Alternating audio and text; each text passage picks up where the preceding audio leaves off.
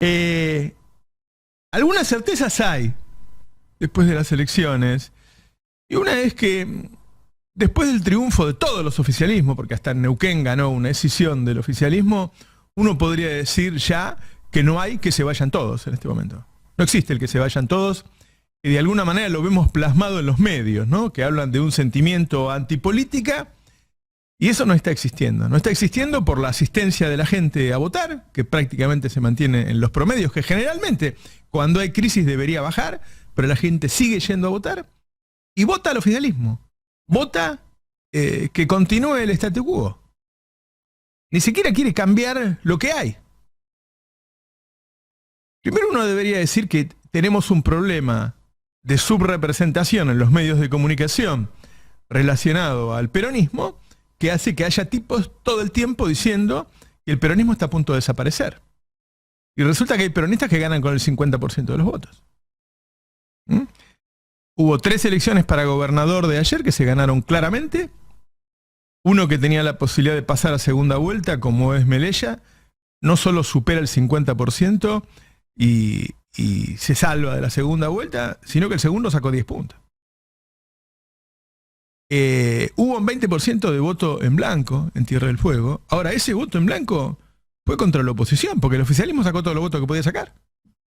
Hubo un 20% de cuando miró para otro lado y dijo, yo no soy peronista, quiero votar otro, no encontró a nadie. Ahora, no hay en la Argentina que se vayan todos. No hay en la Argentina que se vayan todos. O sea, quienes equiparan esta situación con 2001, directamente mienten. Directamente mienten. Y lo segundo que no hay es un sentimiento antiperonista.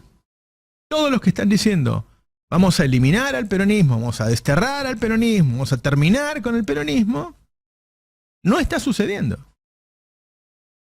Entonces me parece que como en otras oportunidades, los medios de comunicación van creando un clima que le llega y que toma la mente de hasta el tipo más informado. Ahora, cuando la gente va a votar, vota otra cosa. El voto en blanco se dio solamente en ese lugar, Tierra del Fuego, para reemplazar el voto opositor. La gente está yendo a votar y no está votando en blanco. No está poniendo fetas de salame. No sabemos si va a votar a un salame, pero feta de salame no está poniendo, ¿no?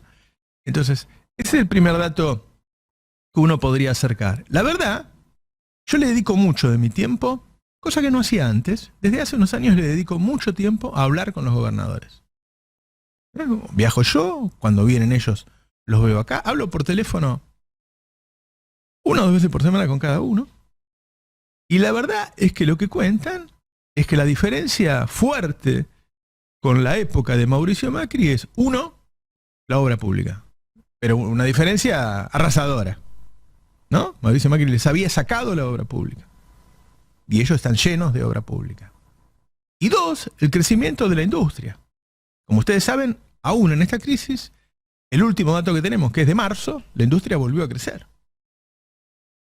Son provincias que en general está creciendo su economía, que tienen un desempleo bajísimo, bajísimo, 2-3%, que tienen mucha obra pública y que en algunos casos se están viendo beneficiados por estos cambios estructurales en la matriz productiva de Argentina, en la que aparecen recursos naturales estratégicos, el litio, el cobre, el gas, el petróleo, que benefician a estas provincias.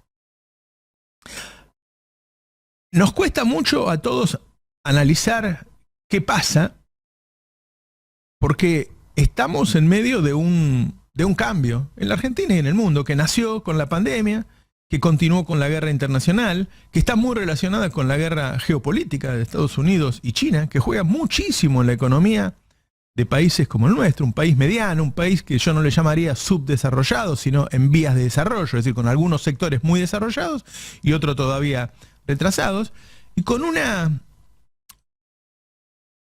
fragmentación social que hace que sea muy difícil de abarcarla, de analizarla, de asirla, de decir, bueno, yo conozco al sujeto social argentino, por lo tanto me voy a dirigir a él. Y ese sujeto social argentino está atomizado, diría yo, ¿sí? Tenés trabajadores en blanco que le ganan a la inflación, trabajadores que empatan, tenés muchos trabajadores en blanco que pierden con la inflación. tenés trabajadores en negro que pierden con la inflación y tenés una cantidad de cuentapropismo como creo que jamás hubo en la Argentina. Cuentapropismo que también se divide en el que apenas sobrevive, en el que tiene un sueldo que le alcanza para vivir y uno que gana mucho. Yo daba anoche algunos datos que me fui enterando en los últimos días, que por ejemplo, en el tema economía del conocimiento, hay un nivel de exportación absolutamente récord, pero que la mitad de esas exportaciones son en negro.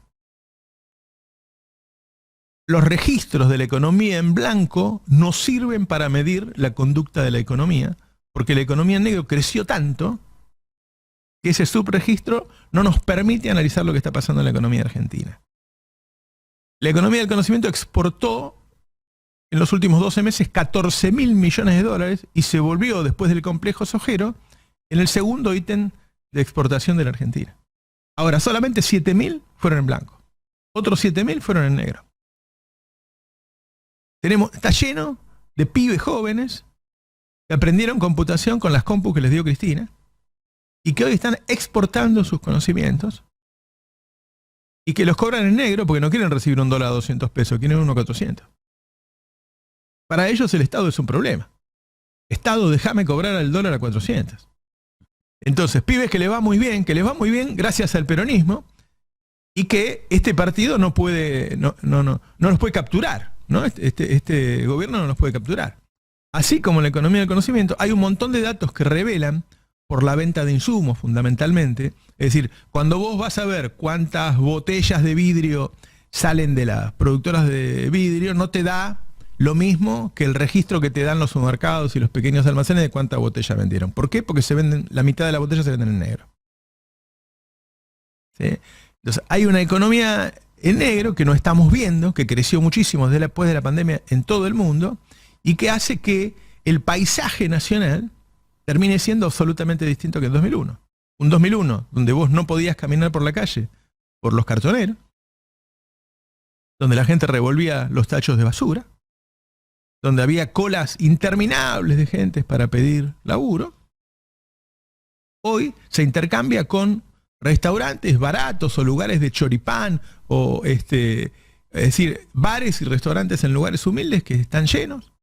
Lo mismo ocurre, bueno, ni hablar de la Ciudad de Buenos Aires, ni hablar de los recitales que juntan 40, 50, 100.000 personas, del turismo desde Cariló hasta San Clemente. Es decir, hay una cantidad de personas que están viendo muy perjudicadas por la inflación, y hay una cantidad de personas que están recibiendo mucha guita en la economía en negro que no está registrada. Ese sujeto social no lo está capturando el oficialismo, porque vos para ganar una elección no necesitas que a todos le vaya bien. Menem gana una elección con un 19% de desempleo, porque la clase media estaba contenta con el 1 a 1.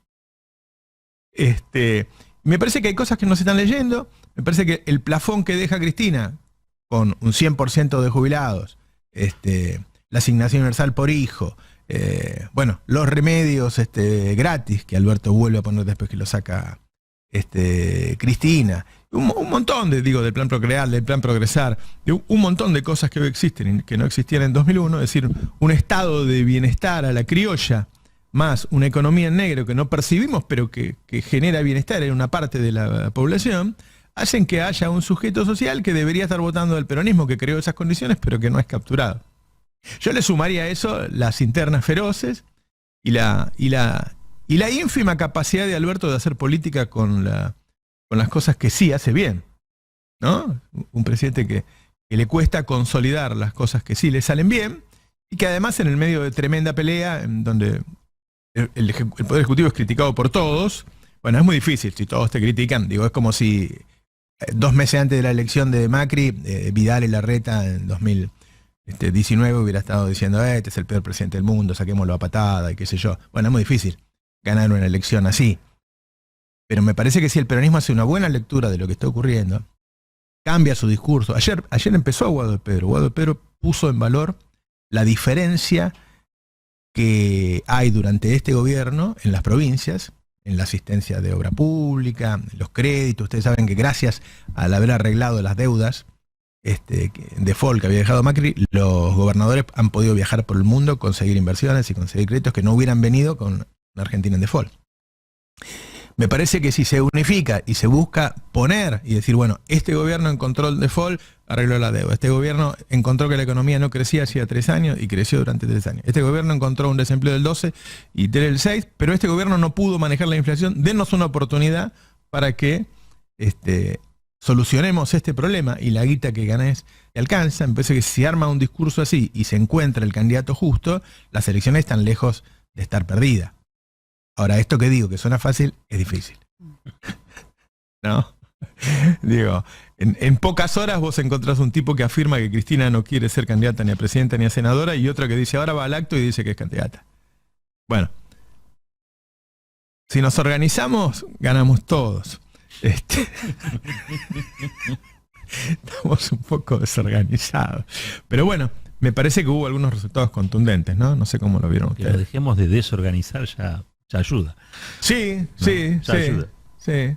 A mí me gustaron los resultados, me pareció... Es muy interesante el enfoque sobre el que no hay que se vayan todos, ¿no? Los oficialismos revalidando y la oposición perdiendo, ¿no? Lo de Tierra del Fuego es un síntoma que ellos deberían estar evaluando. Hablábamos también de una foto que hizo Patricia Bullrich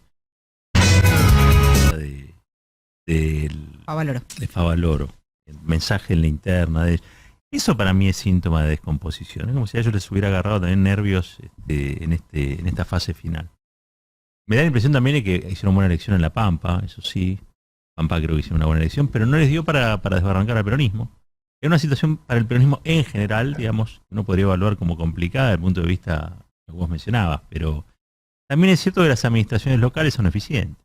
Si no, la gente votaría otra cosa. Es muy sencillo. Ya no existe la cautividad, digamos, ¿no? En eso. Y lo de San Juan, bueno, creo que hay un efecto ahí que es producto de la Corte, ¿no? De lo que ha decidido la Corte. Porque perder la capital, creo, por muy poquito, digamos, pero se perdió, a pesar de que ganaste casi todo el resto de la provincia. 15 distritos ganó el peronismo sobre 19. Sí. No es el escenario catastrófico que vos bien decís, está sobre representado, digamos, en los medios de comunicación. Al contrario. Es cierto que también vos tenés un escenario de desdoblamiento, ¿no? Y hay como un olfato que dice, che, hasta que no se arregle el lío de arriba, por lo menos nosotros vamos con lo propio, con los resultados de lo propio, y viene revalidando. Lo que es una gran derrota, si se quiere, de las posiciones y una gran victoria de los oficialismos. Sí.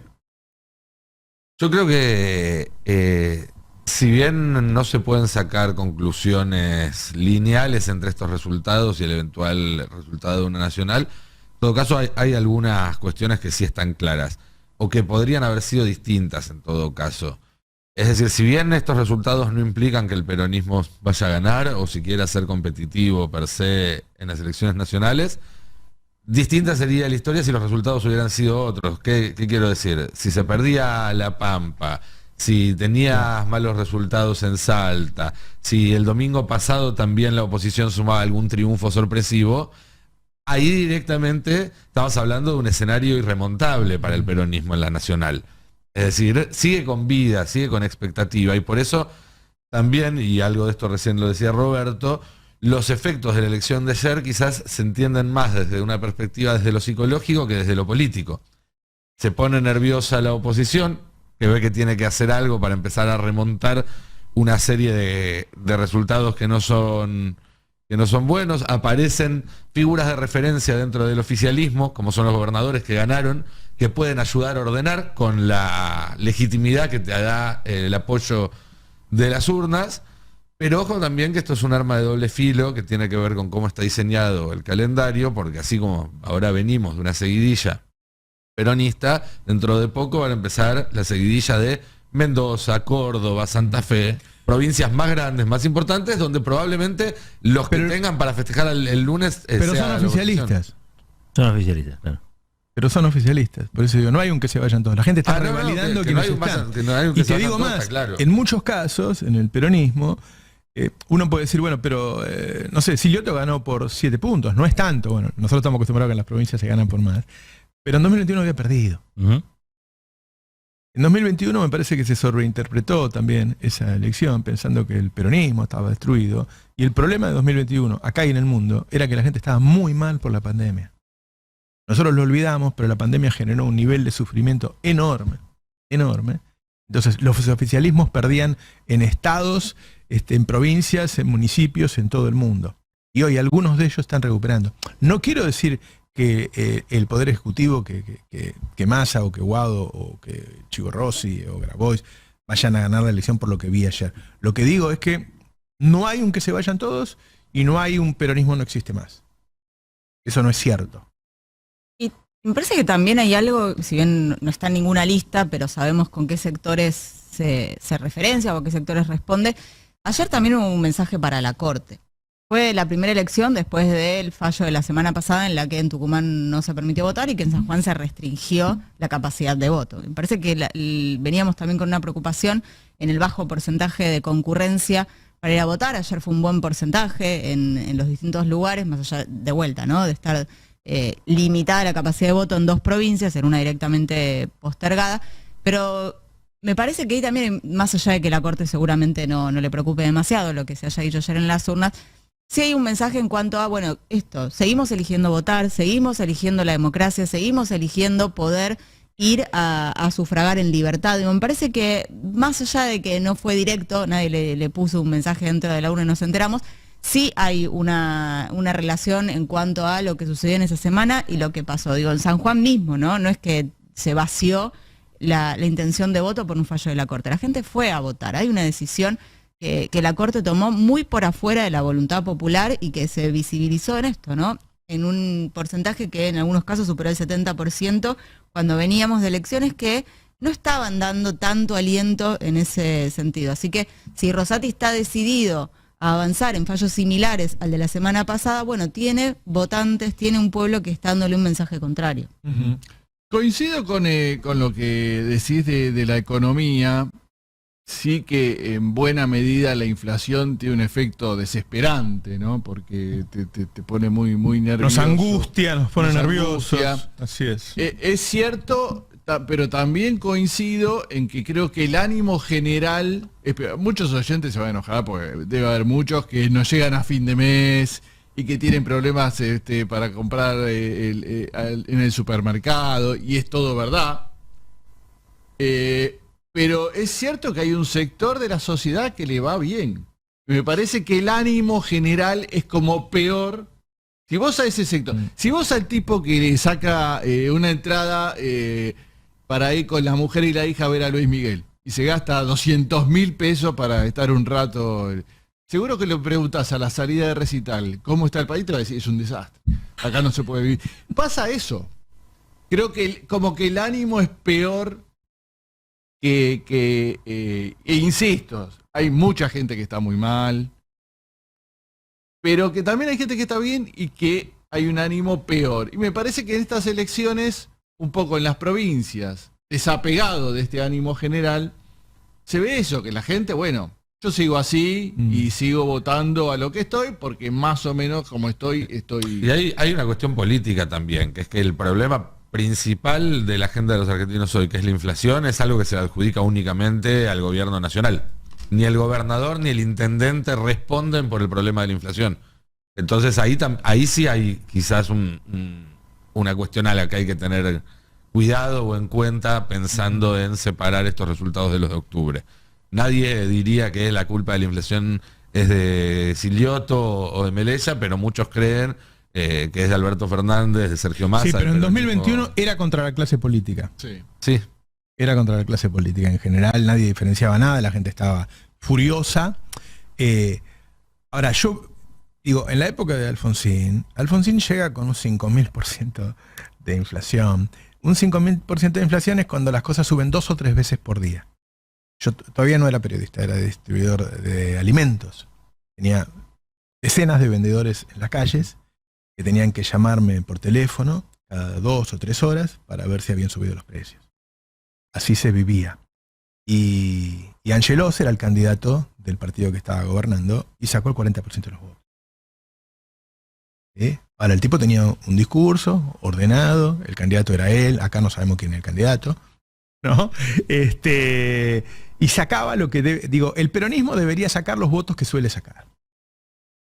¿Sí?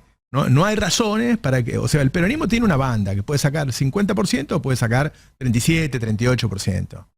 Si saca 30% está pasando otra cosa. ¿Sí? Entonces, yo digo, una cosa es ordenarse y tener un candidato, y otra es que todo el Frente de Todos empiece a decir, hicimos esto, hicimos esto, hicimos esto, hicimos esto, pero no pudimos hacer lo otro. Es decir, poner sobre la mesa, mostrar las cartas, poner en valor lo que se hizo, disculparse o pedir otra oportunidad para lo que no se hizo, es decir, ordenarse y armar una narrativa. Máximo dijo, pongamos un plan de gobierno sobre la mesa, porque el Frente de Todos hoy es uno de los 3 tercios que hay en la contienda, pero el Frente de Todos no tiene ni candidato ni plan. Milei ya sabemos cuál es el candidato, Juntos por el Cambio tiene 2 candidatos que tienen el mismo plan. Y el Frente de Todos no tiene ninguna de las 2 cosas. Ahora, en condiciones normales, vas a tener una cantidad de un sector de la población que está mal y otro sector que está bien. Es una sociedad muy fragmentada la de hoy. El sector que está bien, vos deberías armar una narrativa, pero ojo, teniendo en cuenta que entre los que está bien, no es el sujeto social que conocemos desde la época del peronismo. Y si hay algo que hizo Perón en su momento fue interpretar al nuevo sujeto social que venía con las pequeñas empresas, con los talleres y qué sé yo. Bueno, hoy me parece que no se está interpretando, que no se le está hablando a ese sujeto social. Me daban el otro día en la Universidad Tecnológica Nacional, que tuve una reunión, me decían que el 87% de los estudiantes están cursando la carrera de ingeniería tienen trabajo, antes de recibirse. Tienen trabajo. Y cambian de trabajo todo el tiempo. ¿Sí? Cambian porque le paga más el otro. Bueno, nadie está interpelando a ese sujeto social. No, vos, para ganar una elección, no hace falta que todo el mundo te apruebe. Digo, Menem religió con un 19% de desempleo en 1995. Ahora, tenés que saber a quién le vas a hablar y otra cosa, que también tengo que referirme a Máximo en este caso. Ya no hay ninguna razón para que no haya un aumento de suma fija para los que más lo necesitan. Porque si alguna vez Alberto dijo no, porque la CGT no quiere y la CGT es la que me mantiene a mí, qué sé yo, bueno, eso ya no existe más. Hoy la CGT no está al lado del presidente, o por lo menos la mayoría no están al lado del presidente. El presidente no lo necesita porque no pelea por la reelección, y lo que puede hacer el presidente para ayudar es decir, bueno, vamos por un aumento de suma fija a rescatar a toda esa parte que es nuestro electorado, porque el problema que puede tener Frente a Todos, es cierto, es que ese 20% que está mal sea todo propio. ¿Sí? Bueno, hay que ir a ayudarlos y el gobierno tiene que demostrar que es él el que lo ayuda, no la CGT.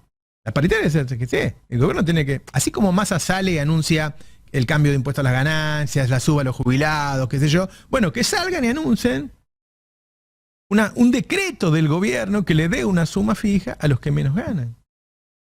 ¿Podría haber algún tipo de indexación durante unos meses de acá a fin de año? Es decir, bueno, que los aumentos sean todos los meses. No sé. Pónganse a pensar. Pero yo en ese paquete que vi ayer, hoy creo que va a haber medidas nuevas, no encontré nada de eso. Hasta Cavallo, cuando sacaba sus paquetes de medidas, casi uno por semana, antes de salir a hablar, se anotaba él con lápiz abajo 1 o 2 medidas para los trabajadores.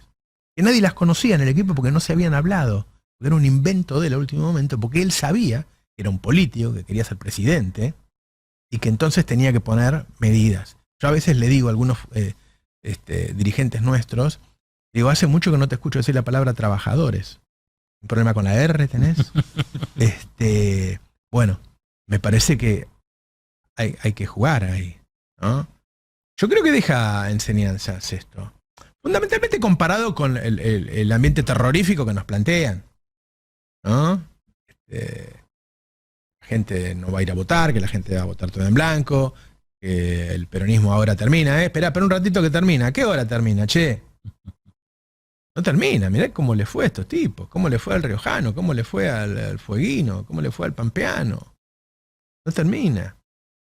Yo creo que ellos son a veces tan potentes que nos convencen a nosotros mismos, lo digo en primera persona. Bueno, cuando hablaste de la subrepresentación mediática está clarísimo eso, ¿no? Digo, si vos me mostrás, vamos a ver, es muy chiquitita, la elección de Tierra del Fuego, hay que decirlo, es chiquitita. Pero lo que refleja esa elección, entre otras cosas, es que Milei, una cosa es en las redes y otra cosa es en el resultado. Una encuesta es más chiquita que la cantidad de Es más Joaquín. chiquita, bueno.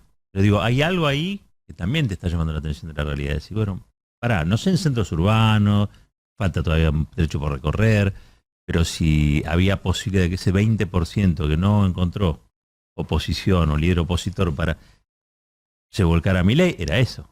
Lo segundo que va detrás de Mireya, ¿no? Y realmente no lo pudo capitalizar. Tal vez porque no era él, tal vez porque no era la presidencial. Siempre hay otros ingredientes para ver. Pero me parece que también es ese fenómeno. Che, cuidado porque es probable que haya 3/3, pero que uno de esos tercios todavía esté disputando si es Milei o es otro. O es el voto en blanco. Todavía no está, me parece, totalmente definido. Lo vamos a ir viendo, ¿no? Ahora, creo que más que nunca la elección está en manos del peronismo.